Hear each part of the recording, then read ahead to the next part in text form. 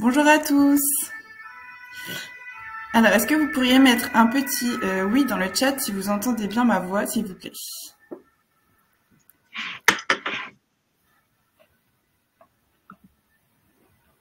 Super, merci beaucoup. Alors, bienvenue à tous à ce webinaire. Donc aujourd'hui, le thème est comment aider vos élèves à acquérir les bons réflexes et méthodes pour le brevet. Notre intervenante aujourd'hui est Marianne Vandroy-Chaumas, qui est enseignante en histoire-géographie en collège et lycée et qui est autrice de la collection Carnet de réussite Histoire-Géographie. Avant de lui laisser la parole, son intervention va durer une quarantaine de minutes et ensuite on aura 15 minutes pour vos questions. Donc n'hésitez pas à poser toutes vos questions dans le chat et l'intervenante y répondra en fin de webinaire. Sur ce, je vous souhaite un très bon webinaire et je laisse la parole à notre intervenante. Bonjour à tous. L'idée c'était de présenter le nouveau carnet de réussite 3e en l'accent sur l'acquisition des réflexes et des méthodes pour le brevet, puisqu'on est à quelques maintenant semaines de cette épreuve, et puis aussi pour les années suivantes. Donc, essayer de vous présenter d'où vient en fait cette idée du carnet de réussite, qui s'inscrit dans une lignée, on va le voir, et puis comment vous pouvez l'utiliser en classe pour aider vos élèves à consolider des méthodes ou en acquérir, parce que certains ne sont pas encore dans la phase de consolidation, mais plutôt dans celle de l'acquisition. Voilà, donc en fait, je vais vous expliquer ça en 4 temps. Appuyer sur le diaporama. Donc la première chose, c'est d'essayer de vous présenter d'où vient l'approche des carnets de réussite. Donc on sait tous, puisqu'on est enseignant, qu'il y a un besoin de méthode et d'outils qui est particulièrement important, qui est né, moi, de ma pratique de terrain. Donc elle s'inscrit dans une démarche qui est celle de la collection Hatier, donc des carnets de réussite qu'on retrouve dans d'autres matières. Et on s'est rendu compte qu'on avait une demande importante de la part de nos élèves qui voient les fiches méthodes ou les outils de méthodologie comme un élément qui leur permet de se cadrer, de se rassurer. Donc c'est dans cet esprit-là qu'on l'a conçu, et également dans l'esprit du travail par compétences qu'on nous a demandé de développer depuis maintenant quelques années. Donc le carnet est construit en lien avec les attendus du programme, et en matière d'acquisition de méthodes et de compétences, notamment celles qu'on valide en tant qu'enseignant à la fin de l'année scolaire pour nos élèves. Le carnet, il part de mon expérience de terrain, mais il s'est aussi nourri de tous les échanges qu'il y a pu avoir à la suite du carnet de réussite 6e, qui a plutôt bien fonctionné, et pour lesquels on a eu des retours terrain de la part des délégués Hatier, mais aussi via des sites d'enseignants en ligne via Facebook et autres. Et donc, on a essayé de tenir compte aussi d'un certain nombre de remarques qui avaient été faites pour être au plus près, en fait, de vos pratiques et de vos besoins. Alors, dans un deuxième temps, en fait, la question qu'on s'est posée, c'est comment permettre aux élèves, à partir de cet outil, de construire des méthodes et des réflexes, comme on va leur demander de montrer lors des épreuves du brevet, de valider lors des épreuves du brevet. Donc, il y a quand même un double objectif. Il y a évidemment cet objectif final de fin d'année, mais il y a aussi, donc qui valide les acquis du collège. Normalement, l'année 3e, c'est l'année de validation, mais c'est aussi une façon de préparer au lycée, puisqu'on sait que c'est quand même pour certains une marche, et puis c'est aussi une inconnue, donc les projeter derrière aussi vers cet après du lycée. Donc, on a continué à travailler sur une partie méthodologique et une partie exercice d'application qu'on appelle désormais « Entraîne-toi », avec l'idée qu'il faut une véritable appropriation par l'élève de la démarche, qu'on ne soit pas simplement dans une démarche qui soit descendante. Et pour ça, je me suis appuyée sur, alors même si c'est pas exactement ça, mais je me suis appuyée sur le principe de la méthode explicite, à savoir que très souvent, vous le verrez quand on le fera, on s'appuie sur un exercice qui est présenté à l'élève comme un modèle, entre guillemets, et ensuite, on lui demande de s'entraîner à son tour en reproduisant, en fait, en s'entraînant pour qu'il puisse acquérir par lui-même ce savoir. Alors, le carnet de réussite, il est découpé en 4 parties. Là, c'est ce que vous avez à l'écran. Donc, qui sont les 4 parties fiches repères et outils qui sont les classiques qu'on attend d'un élève de troisième. Alors bien évidemment, tout a été adapté au programme de troisième. Vous avez les fiches méthodes qui ont été divisées en deux parties. Une vraiment centrée sur l'analyse des documents, où on a essayé de balayer tous les types de documents auxquels sont confrontés des élèves au cours d'une année de troisième. Une partie spécifique, ça c'est quelque chose que j'ai pu observer, mais que vous avez aussi beaucoup fait remonter, c'est-à-dire autour de la compétence de rédaction. On sait que c'est la compétence qui est la plus difficile à acquérir, et y compris après au lycée. On a encore plein d'élèves qui ne savent pas rédiger. Donc on a 5 nouvelles fiches méthodes complètement centrées sur cette pratique de l'écrit. Et une dernière partie qu'on a intitulée « Pour être autonome », qui sont des fiches, on le verra, qui peuvent être utilisées par l'élève tout seul, ou aussi par l'enseignant, mais qui doivent l'aider dans ses apprentissages, dans sa préparation, par exemple, de l'oral du brevet, ou de la réalisation de fiches en vue de réviser au cours de l'année et pour l'examen. Donc ça, c'est pour la configuration générale du carnet. Donc s'il y en a qui ont déjà utilisé celui de sixième, on retrouve le même esprit, à part qu'on a scindé en deux, on a axé sur les deux méthodologies centrales de notre matière, l'analyse de documents et la rédaction du développement construit qui deviendra paragraphe argumenté au lycée. Alors, troisième temps, l'année troisième, c'est celle de la consolidation des méthodes et de l'ancrage de ces méthodes qu'on va poursuivre, qui vont être utilisées par la suite encore au lycée. Donc, la première chose, c'est ce qui va correspondre à la partie 1, c'est-à-dire qu'on a repris tout ce qui est la boîte à outils, c'est-à-dire on a gardé ce qui nous semble être l'essentiel, comme par exemple l'identification des différents types de documents. Donc là, on vous a mis en modèle l'identification des types de documents en géographie, donc qui reprennent l'essentiel. On a voulu quelque chose de visuel pour que l'élève identifie rapidement donc la présentation sous forme d'une carte mentale avec les petits pictos, pour qu'il fasse rapidement la différence entre des sources écrites, des sources institutionnelles, des sources cartographiques par exemple. On a toujours notre petite mascotte qui vient préciser une information, et on a des exercices d'application, vérification. Donc là, vous avez un exemple sur le côté avec des entraîne-toi où on leur demande d'identifier le type de source auquel ils ont affaire. Donc ça, c'est un classique, mais on sait que l'enseignement, c'est la répétition, donc c'est des choses qui devraient déjà être acquises, qui ne le sont pas toujours, et donc du coup, ça permet de remettre un petit coup de patine juste avant les épreuves. Autre exemple que je vous ai pris, c'est la fiche numéro 5, donc sur le langage cartographique. Ça, c'est pareil, c'est normalement quelque chose qu'ils ont déjà travaillé, qui est évalué au brevet, qu'on continue à travailler au lycée. Donc, on a repris la typologie classique, et on a fait un exercice d'application qui s'inspire complètement de ce qui est proposé, par exemple, le jour de l'épreuve du brevet, où l'élève est amené à justifier des choix de figurés, à trouver les figurés manquants, ou à donner la signification d'un figuré dans la légende. Donc ça, c'est des choses qu'ils ont déjà vues, des choses que vous travaillez constamment, mais qui semblent utiles de rappeler, puisqu'on arrive, si vous voulez, à cette période de bilan, donc qui peut servir pour vous d'appui à la révision de la méthodologie, ou qui peut permettre de renvoyer l'élève, si on considère que non, normalement ça devrait être acquis et qu'on ne va pas perdre de temps là-dessus, de lui dire, voilà, tu peux te reporter à cette fiche 5 pour réviser, ou quand tu as un exercice à faire, l'utiliser pour pouvoir réactiver la méthodologie.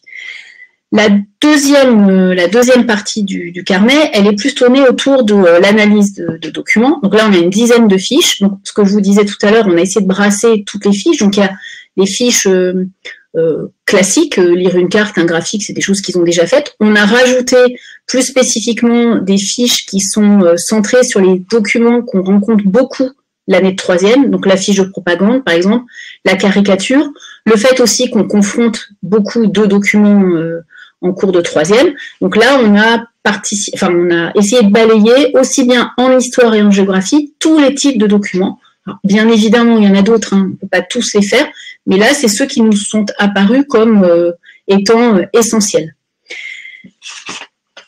Alors, je vous ai pris premier exemple de fiche que vous pouvez utiliser, présenter un document. Alors, c'est un peu, je pense que c'est une des compétences qui est les plus complexes à acquérir pour les élèves, parce qu'on voit qu'au lycée encore, ils ont du mal, et pourtant on sait que c'est essentiel, hein, de maîtriser, de leur faire comprendre l'intérêt de la présentation d'un document, qui n'est pas juste la marotte des enseignants, qui vise à avoir un regard critique sur le document. Donc, il y a un rappel de la méthode. Là, c'est pareil. On a utilisé quelque chose de visuel avec des jeux de couleurs. On a pris un modèle, donc qui est complètement rédigé, qui reprend la typologie de couleurs, donc qui permet à l'élève d'identifier qu'est-ce qui correspond au contexte dans la correction proposée, qu'est-ce qui correspond à l'auteur, etc. Et puis ensuite, on retrouve notre entraîne-toi, donc à partir d'un document qui est court, mais qui leur permet de vérifier qu'ils ont bien compris les différentes étapes de la présentation d'un document. Là, c'est pareil, c'est des choses qu'on fait depuis la 6e, mais dont il est nécessaire de faire régulièrement le rappel, et de mon point de vue, qui est absolument nécessaire en vue des classes de lycée, puisque, je me rends compte, moi, dans ma pratique, que parfois, même en seconde ou en première, c'est encore quelque chose qui n'est pas forcément acquis. C'est des choses qui sont aussi utilisables en classe, c'est-à-dire que ça peut vous servir de support à un exercice, donc puisqu'on a adapté chacun des entraîne-toi au programme et aussi à la progressivité des programmes. Donc, par exemple, là, l'exemple qui a été donné, c'est sur la Première Guerre mondiale, donc on est en début d'année, donc on peut considérer qu'on revoit cette méthode en début d'année, et donc du coup on peut faire l'exercice d'application, enfin c'est le entraîne-toi à cette occasion. Deuxième exemple que je voulais vous montrer, c'est la fiche lire et analyser une carte.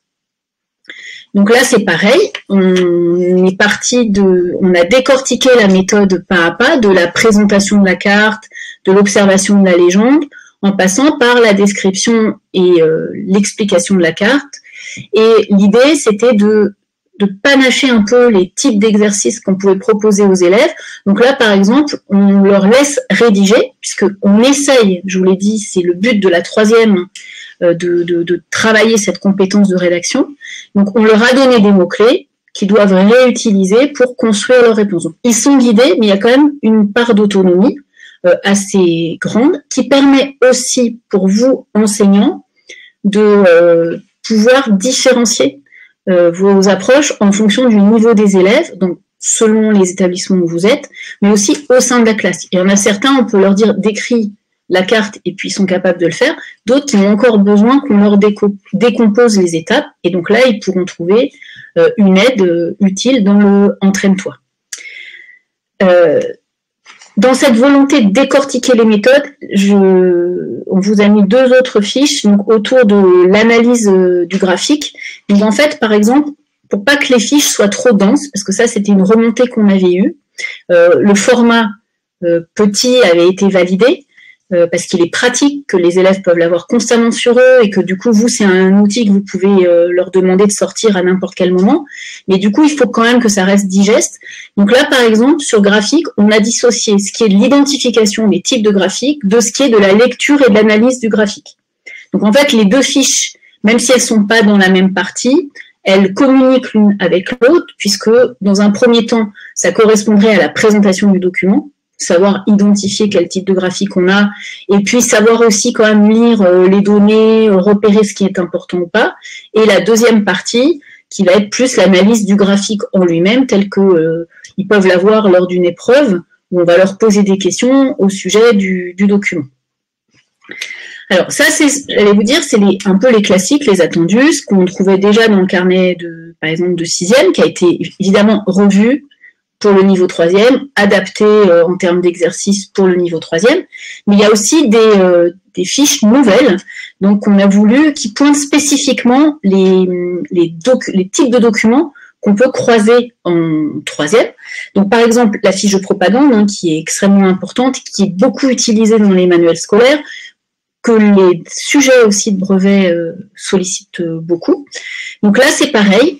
Vous avez la méthode qui est rappelée avec ce jeu de couleurs pour que ce soit visuel. On reprend toujours la même nomenclature. Là, vous voyez, présenter un document. Si vous allez voir la fiche présenter un document, les couleurs sont les mêmes. C'est-à-dire qu'on essaye de créer une unité. Vous avez la mascotte qui va vous faire un petit zoom sur un élément qui est important.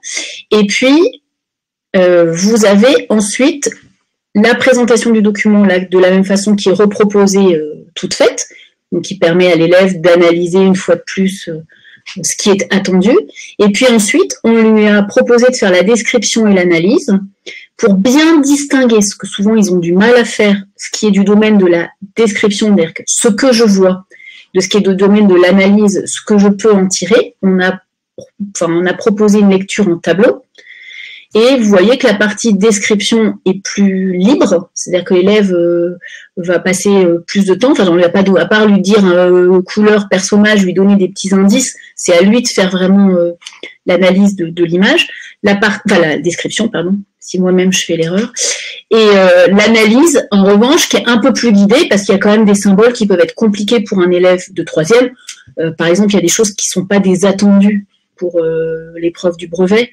Mais voilà, on est quand même dans cette idée qu'on se prépare au lycée, qu'au lycée, on va passer un cap, et donc il y a des choses qu'il faut maintenant qu'on soit capable d'analyser. Donc là, on va leur donner des indices pour qu'ils puissent trouver, on va les guider jusqu'à ce qu'ils trouvent la bonne réponse. Voilà. Donc là, par exemple, typiquement, c'est pareil, on est dans la progression, la fiche de propagande, on l'a vu parfois sur la Seconde Guerre mondiale, on l'utilise beaucoup sur la guerre froide, ça, vous avez rappel de la méthode, exercice, totalement utilisable en classe, ou exercice à la maison, ou même, j'allais vous dire, presque évaluation. On peut imaginer à l'issue de leur demander de préparer ça, et ensuite de la rédiger et d'évaluer pour voir s'ils sont capables de faire une production écrite, puisque là, tout aura été décortiqué, donc ils ont juste à mettre en forme. Alors, quand je dis juste à mettre en forme, on sait que c'est pas aussi simple, mais voilà, justement, ça permet de faire un travail de rédaction. Autre fiche totalement nouvelle, c'est sur l'analyse de texte. Donc, on a visé ici à leur montrer comment, à partir de questions qui leur sont posées sur un document, ils peuvent aller trouver l'information. Donc, on a panaché là, pareil, toutes les situations. Vous avez des réponses qui sont déjà données. Donc, par exemple, première question, où on leur donne des petites indications pour leur dire, voilà, on ne commence pas une réponse de cette façon, donc on va dire des conseils de rédaction, de mise en forme, qu'est-ce qui est du domaine de la connaissance, qu'est-ce qui est du domaine du document propre, et puis petit à petit, on va les lâcher vers davantage d'autonomie, et dans le « entraîne-toi », en fait, on leur demande d'aller progressivement à la rédaction des questions suivantes. Donc, les premières, on les guide, on les fait, on accentue, on leur montre ce qu'il faudrait faire, et ensuite, dans la continuité de l'exercice, le entraîne-toi leur permet de rédiger par eux-mêmes. Là, par exemple, on a fait le choix dans la question 3 d'axer sur les connecteurs logiques pour leur apprendre à organiser une réponse de manière ordonnée, organisée, et pas dans tous les sens. Voilà pour cette deuxième partie sur l'analyse de documents. Juste une chose, moi à titre personnel, il y a certaines de ces fiches que je plastifie ou que je laisse à disposition des élèves. C'est-à-dire qu'en début d'année, pour les plus faibles, ceux qui ont du mal, en fait, pour qu'ils finissent par acquérir des réflexes de méthodologie, ça les rassure. Et en fait, très rapidement, d'eux-mêmes, ils ne sortent plus la fiche plastifiée ou le carnet, mais ils se lancent, mais au départ, ça peut être un moyen de les rassurer et puis de leur faire acquérir des réflexes sur le long terme. Généralement, j'en sélectionne 4 ou 5, ils se font une espèce de petit trousseau et voilà.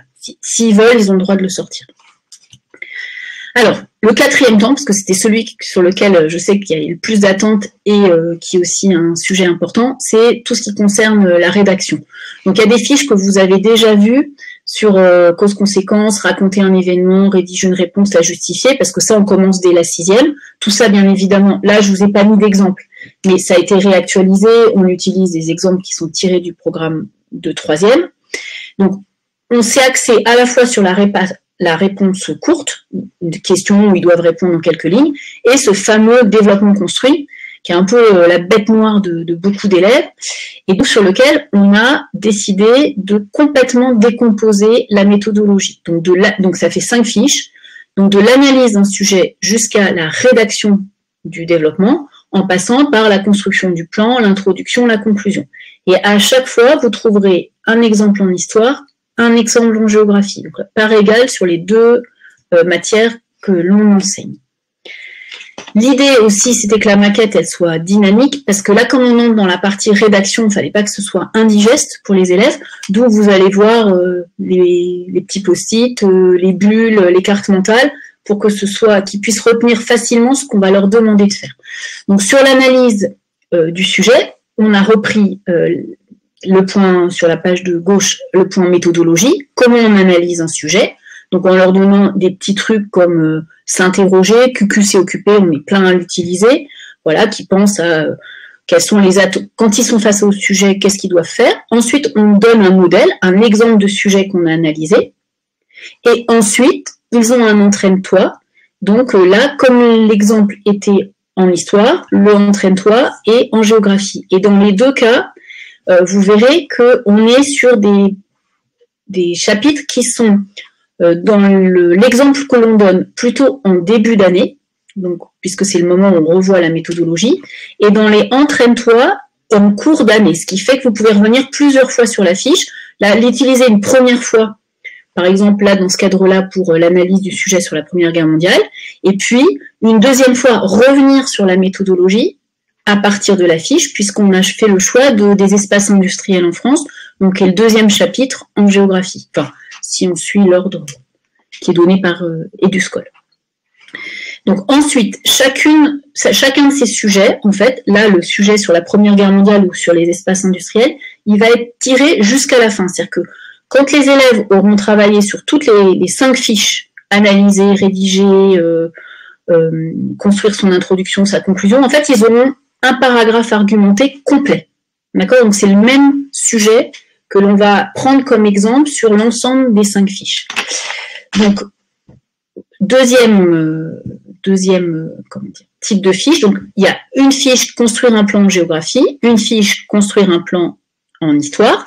Donc là, vous avez pareil, comment formuler une problématique avec un petit moyen pour les aider, voilà, que j'utilise moi, qui fonctionne bien. Donc, qu'est-ce que je veux démontrer, et puis une fois que j'ai réussi à bien formuler ce que je veux démontrer, du coup je transforme en question. Des exemples de plans types avec en regard des sujets qui correspondent à ces plans types, donc ce qu'on appelle le plan classique, thématique ou celui qui est donné dans la consigne, donc on leur donne des exemples, et puis ensuite on va passer directement à l'analyse à la construction du plan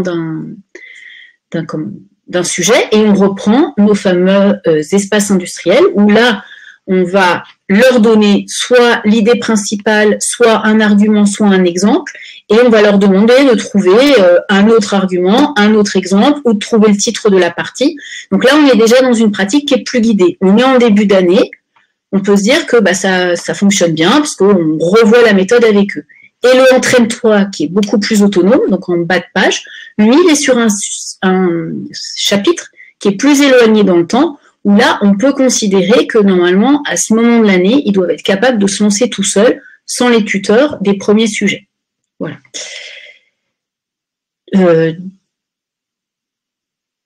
Voilà, j'attends des diapositives. Donc, troisième fiche autour de la rédaction de l'introduction et de la conclusion.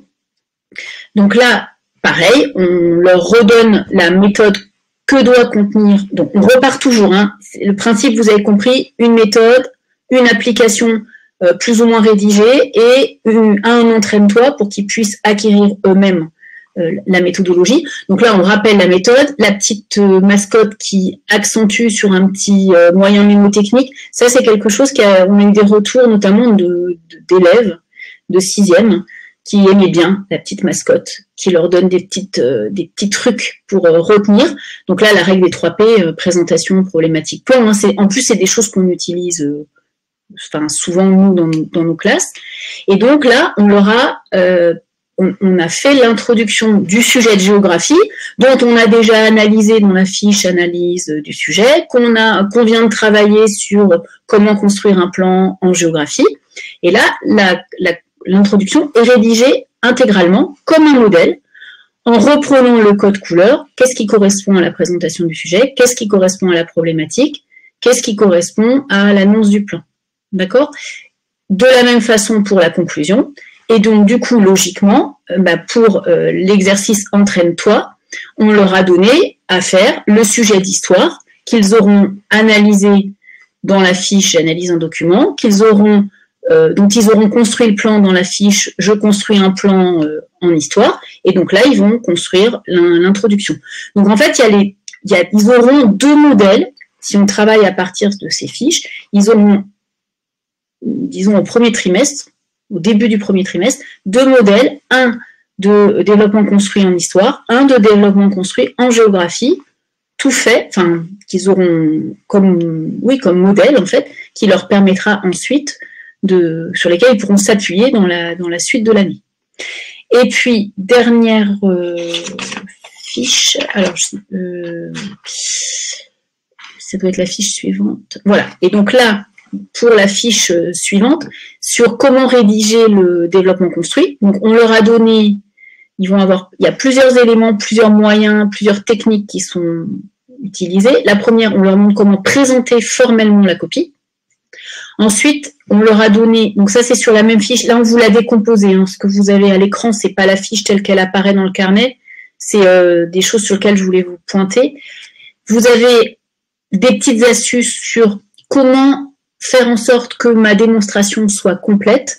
Donc autour de l'argumentation, j'affirme donc mon idée, je prouve, je donne des arguments, j'illustre à l'aide d'exemples. Donc il y a un petit moyen qui fonctionne bien pour qu'ils aient toutes les étapes de la démonstration. Et puis en regard, sur toujours cette même double page, vous avez les connecteurs logiques qu'on leur a mis afin de... à chaque fois, on explicite si tu veux conclure, si tu veux introduire une idée, si tu veux classer des informations, on rappelle les principaux connecteurs logiques. Ça, c'est quelque chose qui est utile typiquement. Moi, il fait partie du trousseau de fiches qu'ils ont toujours avec eux, ou qu'ils ont le droit d'utiliser pendant le contrôle. Ça fonctionne dans la mesure où, en fait, même s'ils l'ont, petit à petit, au début, ça les oblige à les utiliser, et puis petit à petit, en fait, ça devient un réflexe. Je me rends compte qu'il y a des élèves qui le gardent parce que ça les rassure, donc ils le consultent même plus, et on a, au bout d'un moment, ils le sortent même plus, mais ils savent que s'ils ont besoin, ils peuvent. Et en fait, c'est ça qu'on veut, c'est qu'ils acquérir des réflexes. Et là, du coup, ce type de fiche, ça leur permet d'avoir, en fait, c'est une aide sans être une aide. Hein. S'ils savent pas les utiliser, voilà, c'est juste, ça les rassure de savoir qu'ils peuvent y avoir accès. Ça, c'était sur la partie rédaction. Donc, en fait, vous avez, en tout, 8 fiches, donc 5 qui décomposent pas à pas, qui décortiquent la méthodologie du développement construit, de l'analyse du sujet jusqu'à la rédaction de la conclusion et même l'aspect formel que doit prendre leur développement sur la copie avec les paragraphes, les alinéas, etc. Sachant que ces fiches-là, bien évidemment, peuvent être déclinées. Mais on a aussi fait le choix de mise en situation plus originale. Donc là, par exemple, sur la rédaction du développement construit, on leur a proposé une copie. Donc une copie qui, au départ, démarre plutôt bien et qui se termine plutôt pas très bien. Et sur lequel on va leur demander de pointer, donc d'avoir un regard de correcteur, donc pour pointer ce qui est bien, donc qu'est-ce qui fonctionne, donc est-ce qu'ils ont bien compris ce qu'on attendait d'eux en fait, et est-ce qu'ils sont capables dans une copie d'identifier, ah bah tiens là il a bien ses paragraphes, il a bien présenté son sujet, il a bien sa problématique, ou à l'inverse ce qui peut manquer, donc ils arrivent à identifier ce qui ne va pas, et donc au fur et à mesure de la copie, ça se gâte, hein, vous voyez, les points négatifs deviennent beaucoup plus importants. On peut imaginer l'élève qui manque de temps, etc. Alors, j'ai fait des compiles de copies d'élèves, moi. Hein. C'est-à-dire, j'ai mis bout à bout, j'ai pris plusieurs copies d'élèves. Donc, le bon élève, celui qui ne sait pas trop rédiger, et puis j'en ai fait une copie. Et l'exercice final, qui est hyper utile, donc celle-là, je l'ai testé en classe. c'est de leur demander, une fois qu'ils ont fait toute leur analyse de correction, de leur demander de rédiger ce que serait la bonne copie. Donc, ce qu'ils ont pu corriger éventuellement dans le début de la copie, et surtout ce qu'ils peuvent améliorer dans la deuxième partie de la copie qui est beaucoup moins réussie. Et souvent, ça leur permet de faire la connexion entre la théorie, ce qu'on leur demande de faire, qui reste théorique, et la réalité d'une copie. Ils sont souvent de très bons correcteurs. Ils trouvent très facilement ce qui ne va pas dans la copie du voisin, moins bien dans ce qui ne va pas dans la leur. Et donc, l'idéal, ce serait que ça les amène à reprendre leur copie une fois qu'elles ont été corrigées. Alors, sans aller jusqu'à les faire réécrire, mais on pourrait, hein, ça peut être un exercice utile, mais en tout cas, eux, ils comprennent ce qui va et ce qui ne va pas dans leur copie. Voilà, donc, ça c'est un exercice qu'on peut panacher soi-même. Hein. Là, vous avez un modèle, mais après, on peut imaginer que vous prenez des copies d'élèves et puis vous reprenez le même modèle et vous les faites réécrire. Voilà, si vous avez bien compris le message, l'idée c'est de les faire rédiger. Et enfin, le dernier temps, donc c'est la dernière partie, c'est les fiches pour être autonome. Donc, on a essayé de balayer un petit peu tout ce qui peut être un peu les demandes des élèves, et puisque nous aussi, on aimerait avoir le temps de faire et qu'on n'a pas toujours le temps de faire en classe. Donc, on a construit les fiches autour de 3 axes. Au départ, c'est apprendre, les aider à apprendre une leçon. Un deuxième axe qui serait autour de la révision, comment construire les outils pour réviser, notamment en vue du brevet, mais aussi pour le lycée, apprendre à faire des fiches. Un début, un embryon, hein, ils apprendront surtout au lycée. Et puis, évidemment, autour de l'oral du brevet. Donc, ça, c'est des choses qu'on peut utiliser en classe, mais ça peut être aussi des choses, si on n'a pas le temps, vers lesquelles on peut renvoyer. Je répondrai à toutes les questions après. Oui, tous les corrigés sont disponibles pour le prof, pour les entraîne-toi. Et pour les évaluations, je vous dirai.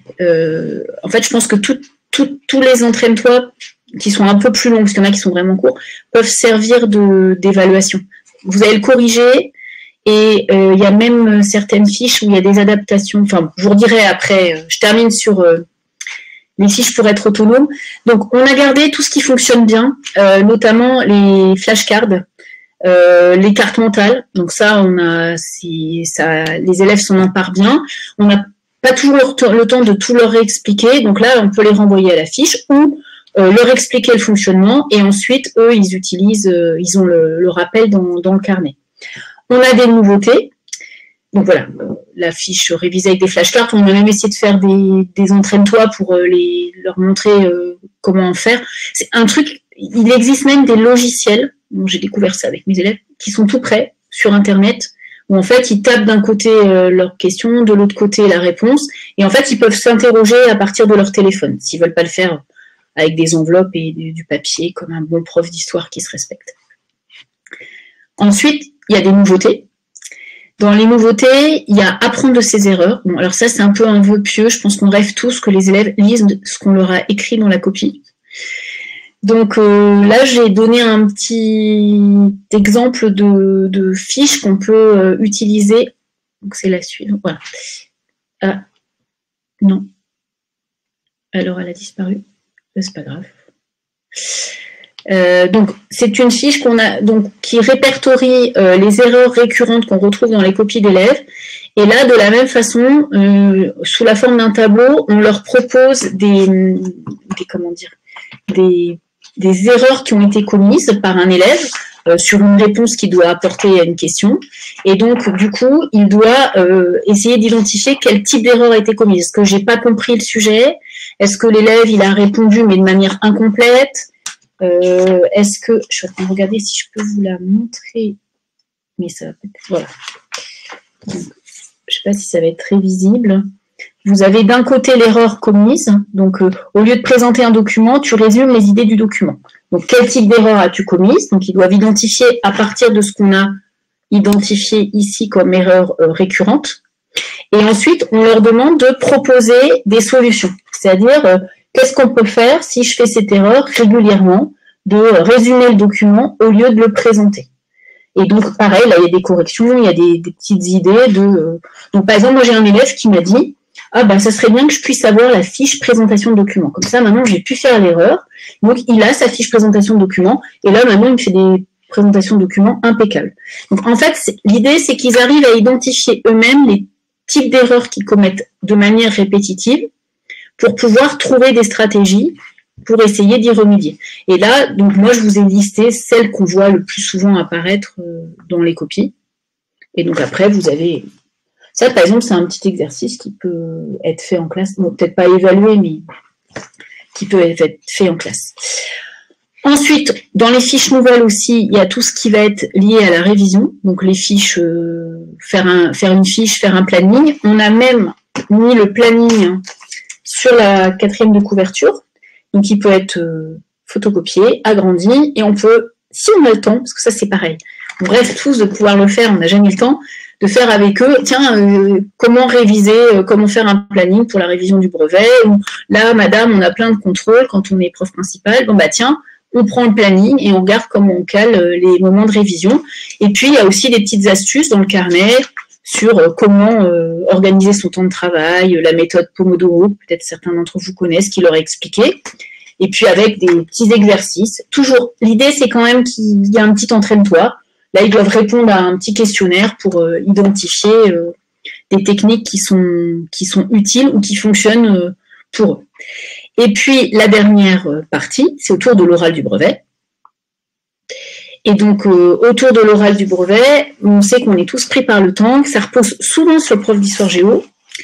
Et donc là, on a fait 3 fiches, l'une sur comment choisir son sujet et faire des recherches, donc comment interroger un sujet et faire des recherches sur Internet au CDI, comment présenter une bibliographie, donc qui peut servir dans un premier temps, parce que de toute façon, il y a toujours un moment où il faut que nous, on aille jeter un coup d'œil, mais au moins, on peut leur dire de s'y reporter pour vérifier que leur sujet, ils partent sur une bonne piste, qu'ils l'interrogent comme il faut. Ensuite, vous avez réalisé le diaporama de support pour... Alors, on est parti sur diaporama, parce que c'est ce qu'utilisent le plus les élèves. Après, c'est vrai qu'il y a Canva, etc. Souvent, ils sont assez à l'aise avec tout ça. Et enfin, le dernier sur s'exprimer le jour J. Alors là, on est parti, je ne l'ai pas mis sur le... qui est très visuel. Il y a un petit bonhomme qui leur dit tout ce qu'ils doivent faire et pas faire. Donc, parler lentement, respirer, ne pas avoir les mains dans les poches, enfin, voilà. Ça, c'est pareil, c'est des choses qu'on leur dit, souvent à l'oral, mais là, par contre, on peut les reporter, enfin, on peut les y reporter. Il y a même penser à prendre ta carte d'identité, ta convocation, enfin, les trucs qu'ils oublient régulièrement. Voilà. Donc, au final, parce que là, j'ai l'impression de vous avoir... Si vous allez pouvoir poser vos questions. L'idée, c'était d'avoir un outil qui permet de revoir les méthodologies qu'on est en train d'acquérir depuis la 6e et d'avoir toujours cette boîte à outils dont ils vont avoir besoin au lycée. Un moyen de les faire travailler en classe ou à la maison en vue d'une évaluation. Avoir des supports, en plus de la méthodologie, des supports d'exercices, d'applications concrètes que vous pouvez utiliser et dont on a essayé le plus possible de caler à la progression qu'on a au cours de l'année. Et puis aussi la possibilité de travailler la distanciation, mais ça on pourra peut-être voir dans les échanges, pas la distanciation, la différenciation, puisque en fait il y a des possibilités selon les exercices de mettre les élèves plus ou moins en autonomie et donc de s'adapter à la fin, dans cette année de 3e, où on a des élèves qui ont acquis les méthodes et qui sont plutôt à l'aise, face à d'autres qui sont encore plus en difficulté. Et donc là, vous avez des possibilités, justement, de faire travailler les élèves sur un même exercice, mais de manière différente. Voilà, donc pour cette présentation, en espérant que ça vous sera utile. Et puis, je suis à votre écoute si vous avez des questions. Je vais peut-être commencer par la première, sur les fiches qu'on peut utiliser en évaluation. Alors, par exemple, il y en a une, je ne vous l'ai pas mise, là, qui s'appelle « Analyser un document iconographique ». C'est la une de Paris Match sur les attentats du 11 septembre. Donc, vous avez la méthode d'un côté et de l'autre côté, les questions. On peut très bien leur demander de réviser la méthode à la maison, parce que, mine de rien, l'analyse de ce type de document, ils l'ont déjà fait, et utiliser le petit exercice comme une évaluation. moi, je les utilisais, j'ai testé mes fiches en classe cette année. Il y en a certaines que j'ai utilisées en fait, ils me faisaient en classe et puis j'en ramassais. Voilà. En petit exercice.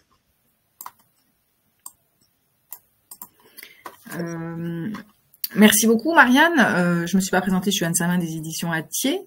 Marianne, peut-être peux-tu répondre à la question qui a été posée sur les corrigés. Il y avait une question sur les corrigés et aussi quelle fiche.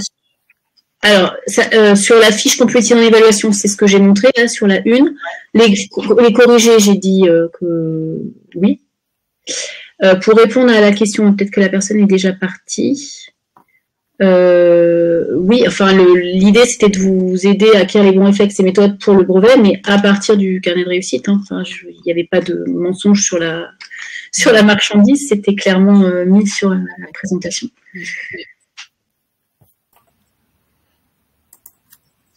Alors, oui.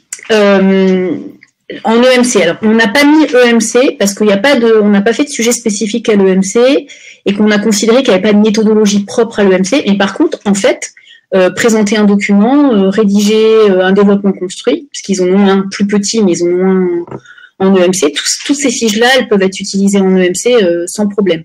Par contre, c'est vrai qu'on n'a pas mis de sujet spécifique à l'EMC. Toutes les fiches sur l'autonomie, c'est-à-dire comment faire une révision, comment faire une recherche, comment questionner un sujet pour le compte. Si vous travaillez en projet en EMC plutôt que de manière classique, toutes ces fiches-là, elles peuvent être utilisées sans problème. En plus, pour l'EMC, pour tout vous dire, comme on attendait les programmes, on s'est dit c'est un truc à mettre des sujets qui seront plus au programme. Donc voilà, on va se centrer sur ce dont on est sûr, l'histoire et la géographie.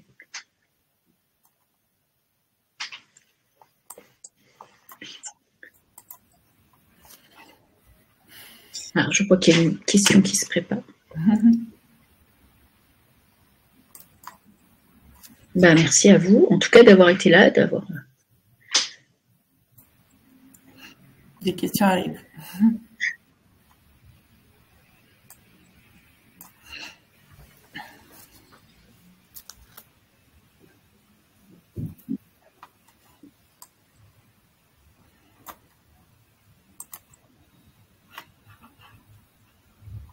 C'est vrai que c'est moins fluide que quand on se voit en vrai, mais ce serait plus compliqué de tous se réunir.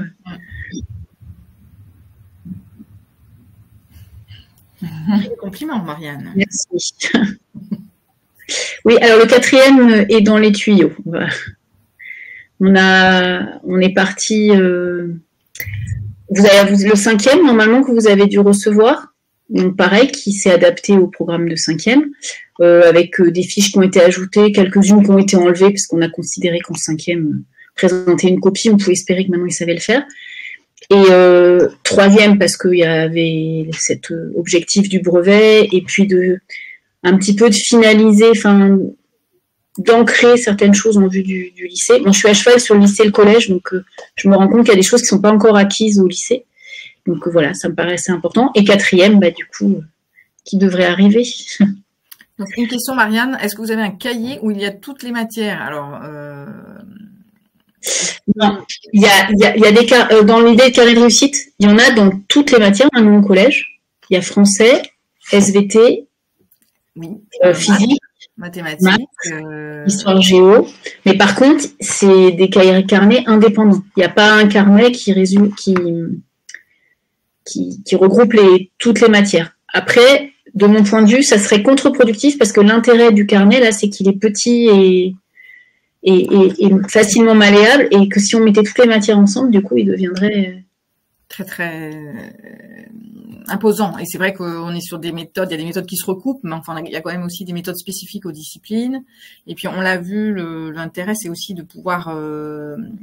Enfin, tous les exercices d'application que tu as proposés, ça s'appuie sur un certain nombre de notions ou de périodes du programme. Donc, envisager de tout intégrer, tout englober, toutes les disciplines, c'est pas évident. En revanche, c'est vrai que tu le pointais tout à l'heure, il y a un certain nombre de compétences transversales. On pourrait imaginer un carnet méthode sur les méthodes transversales au collège. Mais... Alors, je réponds à une question sur les établissements scolaires, le coût. Je sais que pour certains établissements scolaires, c'est un coût. J'ai des collègues qui ont fait l'expérience de tenter cette année de faire le carnet comme un manuel, c'est-à-dire que les élèves utiliseraient une année et puis l'année d'après, ils leur passent aux élèves de 6e. Bon, ça fonctionne pas très bien parce qu'en fait, ils se l'approprient et ils écrivent dedans. Je sais pas. Je crois qu'il y a des échanges dans le chat.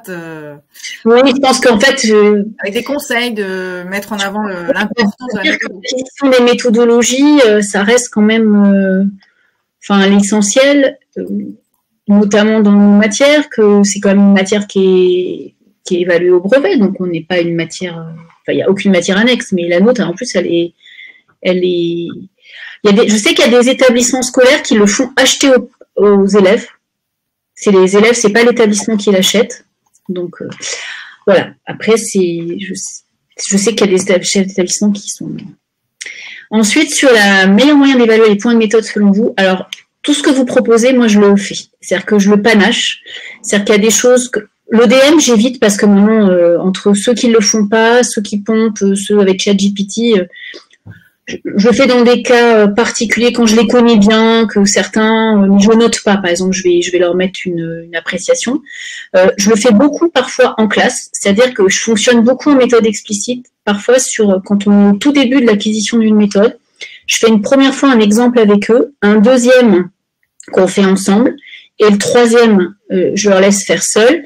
Et le cours d'après, en fait, je leur dis, en début de cours, on refait une petite évaluation. Alors, c'est des petites choses que je note sur très peu de points, ou par compétence, les points rouge, vert, bleu, là, pour leur permettre de voir où ils en sont. Parce qu'en fait, je me rends compte que plus ils sont évalués, en fait, plus ça les rassure, parce qu'ils se rendent compte des progrès qu'ils font. Et puis, c'est aussi un moyen de se dire que s'ils ratent un, ils peuvent se rattraper. Je pense que la ritualisation, c'est comme quand on leur fait des contrôles de connaissances. Moi, toutes les semaines, je fais un contrôle de connaissances. En fait, ils sont demandeurs. Et en fait, sur les petits trucs comme ça, de tests, de méthodes, ils aiment bien parce que souvent, en fait, ils réussissent plutôt pas mal. Et donc, ils se disent, en fait, je sais faire. Et ça ancre. Et puis, de le faire régulièrement. Voilà. Oui, alors oui, en effet, pour les élèves qui, notamment, comme il y a plein de choses, je voyais en situation de handicap, notamment comme il y a des choses qui sont simplement à compléter, c'est vrai qu'ils n'ont pas tout rédigé, et même pour nous, des fois, on n'a pas le temps de tout faire écrire, c'est trop long. Donc là, il y a déjà des choses qui sont préécrites, ils ont juste à compléter. Donc ça permet d'avoir une réponse complète à une question sans perdre trop de temps. En fait, je rebondis sur la question de l'évaluation. En fait, je pense qu'il faut vraiment, et notamment au collège, et j'en suis de plus en plus persuadée, sortir de l'évaluation qui est perçue par l'élève comme une espèce de sanction. C'est-à-dire, en fait, plus on va faire de petites évaluations, et même pour nous, c'est-à-dire des petites choses, on n'est pas obligé de ramasser tous les élèves. Ça peut être aussi, pendant qu'ils font l'exercice, on leur demande de lever la main, et quand ils ont fini, on va valider. Et puis, on met un petit truc bonus. Et en fait, ça leur permet de comprendre que l'évaluation, c'est pas une façon de les sanctionner, de leur dire « Ah, t'as mal fait, t'as une mauvaise note ». C'est une façon pour nous de leur dire « Tiens, ça t'as réussi, ça t'as pas réussi ». Et pour eux aussi de savoir où ils en sont. Et je trouve qu'en ça que l'évaluation par compétence, elle peut être intéressante. Parce que dans un même exercice, quand on leur dit, par exemple, analyse le document, on peut se rendre compte que parfois, ils ont bien fait la présentation, ils ont raté une question, et donc ça permet de différencier, de leur dire, tu vois, ça tu le fais bien, ça t'as un peu moins réussi, mais tu vois, telle autre question, tu as bien réussi à le faire, donc c'est que tu es capable de le faire. Et on sort du coup de l'évaluation sanction, ce vers quoi on nous a amené au lycée, puisque du coup, comme ils sont notés et évalués tout le temps et que ça compte tout le temps, pour le compte, là, ils sont en stress permanent.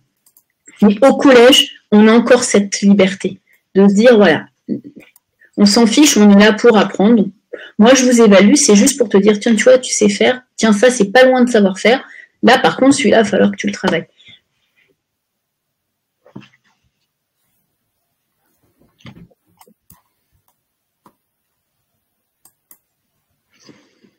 Je ne sais pas s'il y a d'autres questions. Est-ce qu'il y a une dernière question?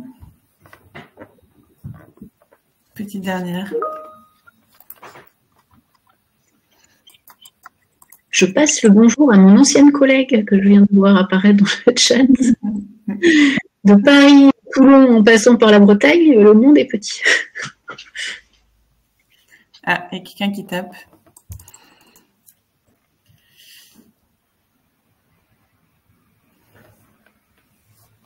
Merci beaucoup, Marianne, pour cette présentation qui était très claire. Merci à ceux qui ont fait l'effort de venir un mercredi après-midi. Alors, entre les copies, les bulletins, les préparations de brevets, et puis désolé pour ceux qui n'ont pas trouvé leur compte. Donc, il y a une question sur un projet en EMC, un projet du même type en EMC, de Romain.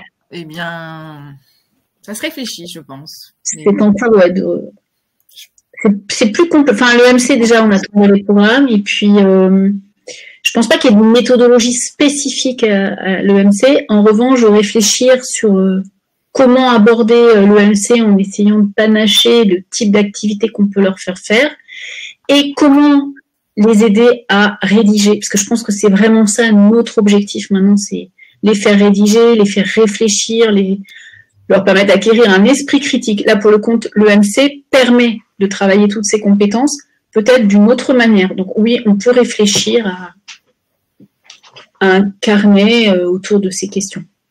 Ça, il faudra voir avec les éditrices. À suivre. Super. Bon, bah, on va peut-être du coup terminer ce webinaire. Merci beaucoup, Marianne. Merci à tous pour vos commentaires et vos remerciements et votre participation. Merci à tous. Et merci à tous ceux qui ont testé, je ne sais pas s'il y en a parmi vous, qui ont testé les manuels, enfin les carnets, qui ont donné leur avis, qui ont permis d'améliorer des choses. C'est toujours utile d'avoir un regard critique quand on est enseignant et qu'on est toujours parfois un peu seul dans sa bulle. Alors, merci beaucoup. Et puis, vous allez en fait tous recevoir un email, vu que vous avez participé au webinaire, avec le replay du webinaire. Donc, si vous voulez le revoir et puis le partager à vos collègues, ceux qui n'ont pas pu être là, par exemple, n'hésitez pas. Et il sera aussi disponible sur la chaîne YouTube d'Atier. Vous pourrez aussi le retrouver directement sur YouTube. Voilà, sur ce, je vous souhaite une très bonne fin de journée et merci beaucoup d'être venus. Au revoir. Au revoir. Au revoir.